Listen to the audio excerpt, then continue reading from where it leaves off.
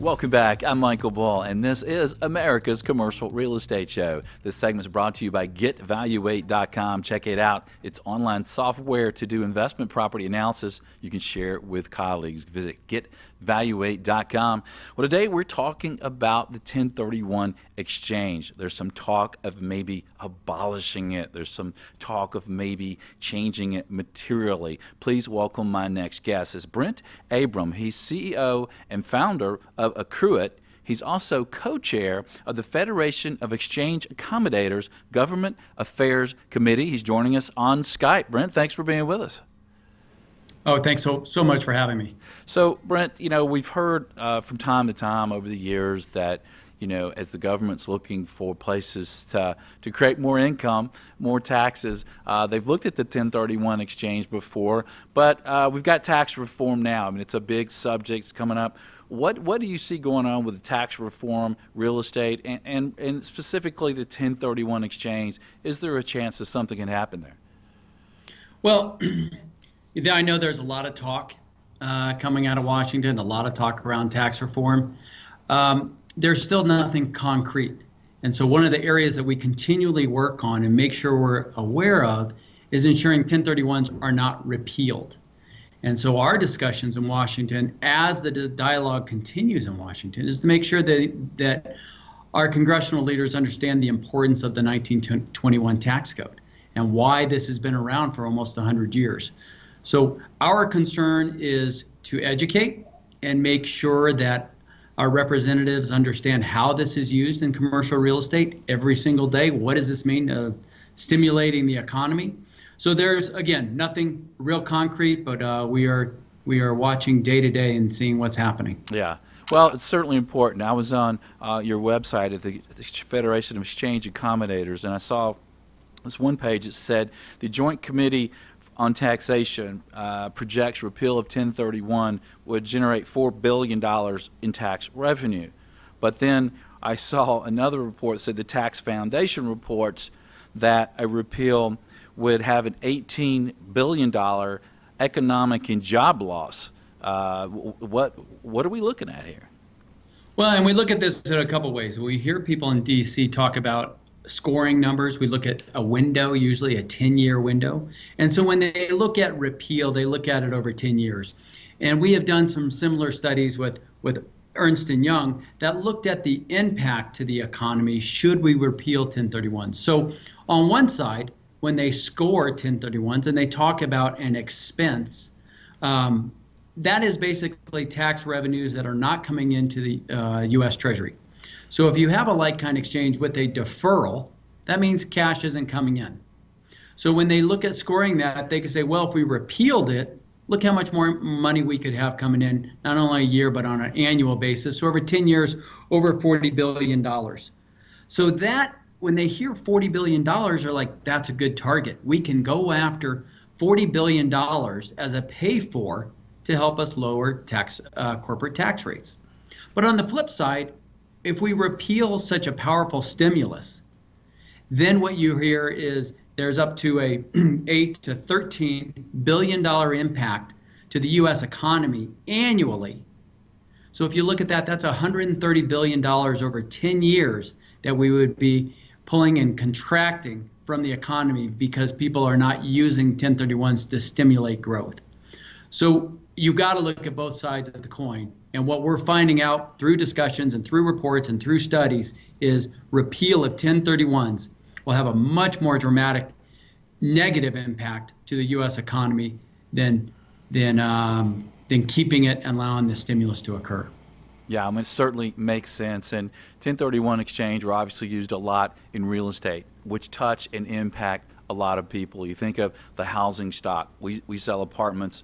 We see when they trade hands, they tend to get improved. It really helps people raise capital, generates activity. I'd hate to see it go for real estate purposes, but it's also used in personal property, right? Yeah, and so if you think about it, when we talk about personal property, what we mean is non-real estate assets. tractor trailers, rail cars, airplanes, construction. So as we talk about expanding our economy and growing, think about all the roads that are built. Think about all the construction equipment that is used to build. As we look at 1031s of how many industries it touches, it's hard to imagine an industry that it doesn't touch. Everything from the landscapers, from the painters, the plumbers, the realtors, the title brokers, everyone gets involved in a 1031. So it is broad reaching and quite beneficial. Remember, this is just part of the U.S. tax code, and everything has to be reinvested right back here in the U.S. Right. And if our listeners and viewers, Brent, they want to learn more, your website, 1031taxreform.com, is that a good place for them to go? That's a great place. It was actually just updated and relaunched last week. We try to be the voice of the 1031 industry, making sure the up-to-date reports are out there, articles, discussions, really good statistical information that not only we share with all of our members, but also with everyone in Washington, D.C. to make sure they're looking at one consistent message about 1031s. Well, let's talk about that for a moment. If we have a listener or viewer that is concerned that this could hurt the economy, if 1031 is gone, what should they do? Who should they reach out to? What should they say? No one knows people's businesses better than themselves. Mm-hmm.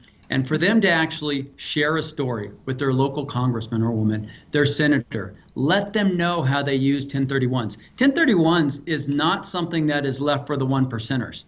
It's quite the opposite.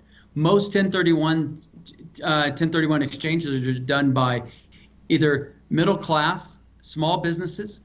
Yes, corporations use this. Yes, the 1%ers use this. But the majority of this is one part of the tax code that is open to everyone.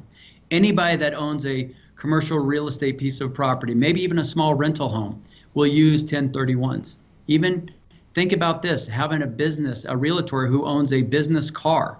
The fact that they're able to trade that car in and not be taxed on the trade-in value is because of Section 1031.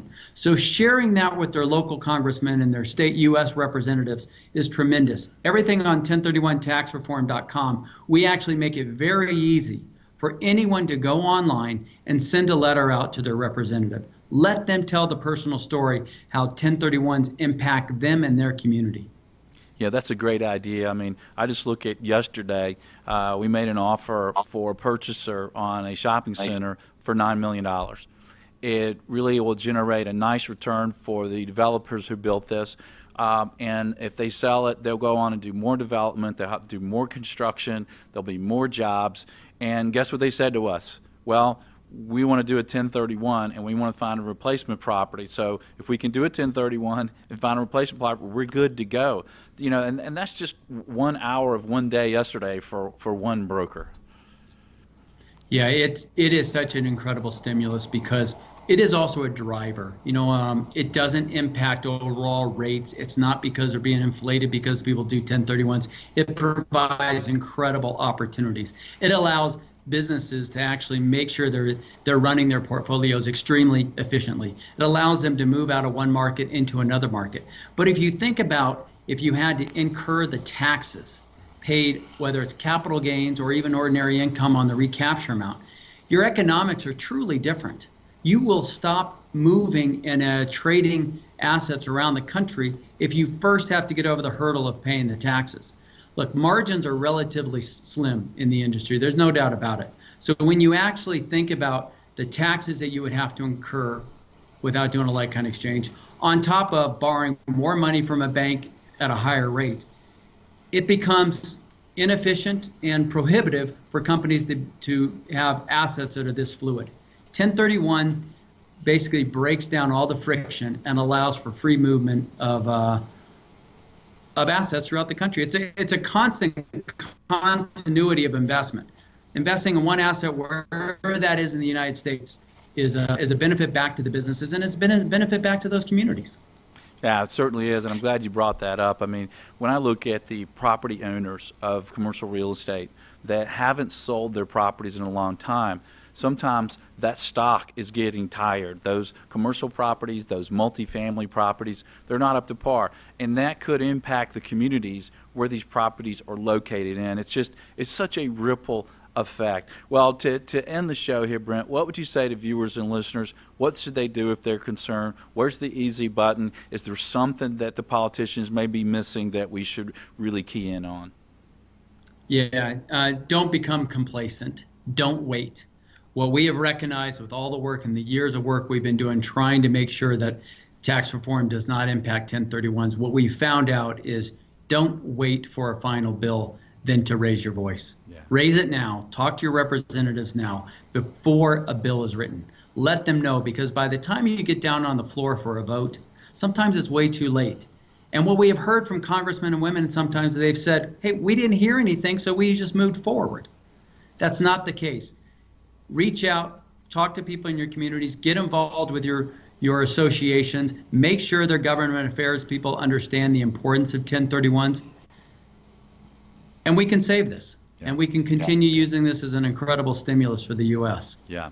Well, great information, good tips, and we'll put some of these links from the Accommodator's website. We'll put in the 1031taxreform.com site. There's some easy links in there to talk to your politicians, to let them know what you think. Brent, great information. Thanks for doing what you do, and thanks for being on the show.